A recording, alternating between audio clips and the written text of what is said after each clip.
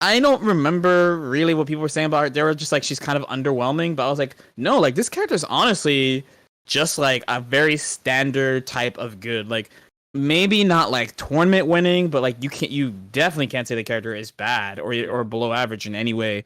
Are you some scrub who can't handle plus frames? Do you cry every night at the thought of Happy Chaos shooting you full screen? Do you think Woust loused, even though louse just Faust? Well, do I have the offer for you? Tell him, Lord Knight. What? Subscribe to the Beast Coast FGC channel today.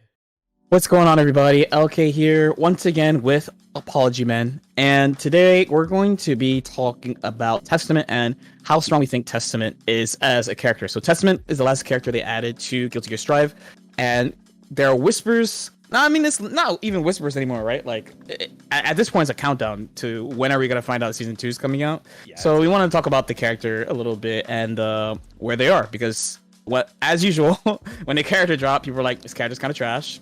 And it's been like what, a month? A little bit more than a month now. So how you feel? A little bit over a month now, yeah. Yeah. But I think that's the case for like every character that's come out at this point. Everyone's like, this character is not as good as Ram or Leo or blah blah blah. Mm-hmm. And then the character kind of give the character some time to breathe and develop a little bit, and they're like, oh, actually they're not that bad. They're pretty decent. And in Happy Chaos's case, is amazing, right? But in Testament's case, I think that's kind of the same thing. The more the characters developed, I think the character's strengths in like screen control and zoning are very apparent. There's like some matchups that I think Testament like seems to excel in. I think like Zato seems pretty good.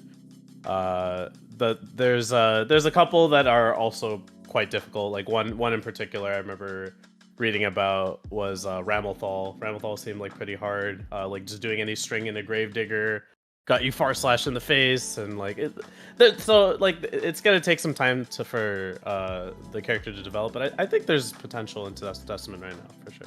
Yeah, I'm pretty much in the same spot. So I played them for like a couple of weeks. Really early, I felt the Zato thing. I was like, I actually thought it was pretty hard the first couple of times I played against Zato.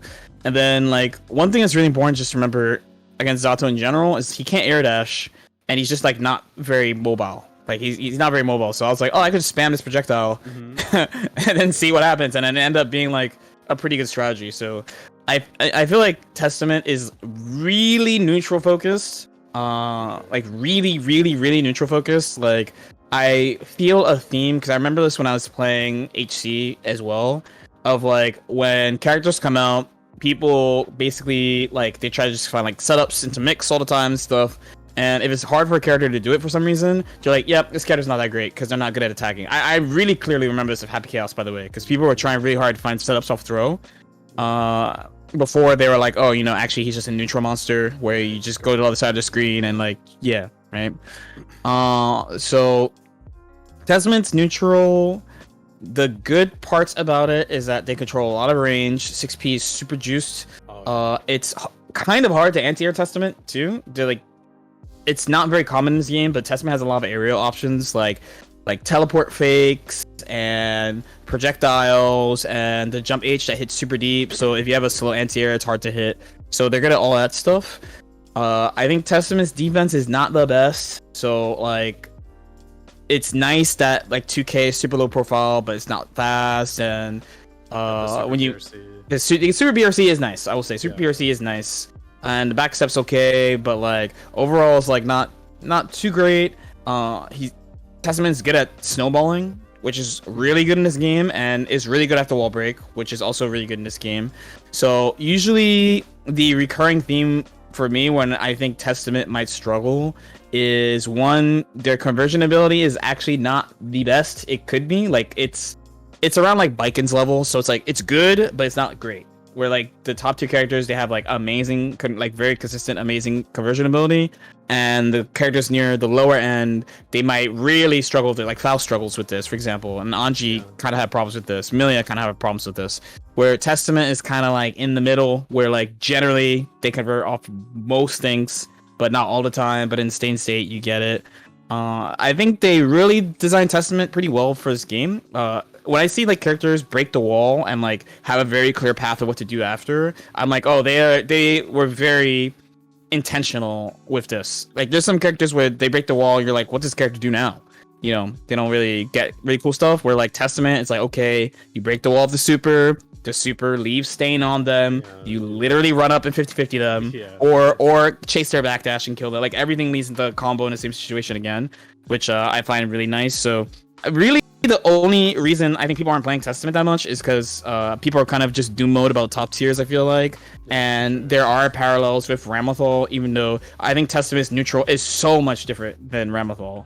It's so much different, where the corner, I can understand the comparisons to the character.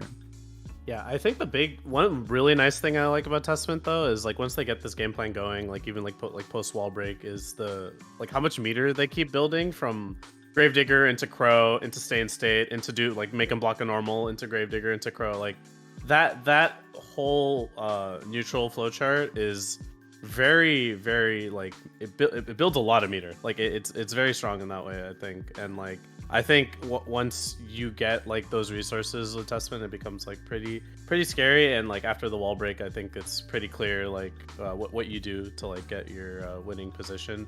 But yeah, I just feel like Testament's like power levels, they feel fine. And like I feel like in season 2, I don't know what they're gonna do. I don't know if it's gonna be like, okay, we're gonna buff everyone to be like Leo level or Happy Chaos level. I highly doubt that. I feel like Baiken and Testament, they're very like measured characters, right? Like they don't convert off like their far-reaching buttons like super like easily. That's like seems like that's like a pretty Guilty Gear thing. And like their reward isn't like absurd. Like it feels pretty like fair. It feels like, oh man, is this what season 2 characters are like? And they're like they're understanding what the power levels of these characters are supposed to be.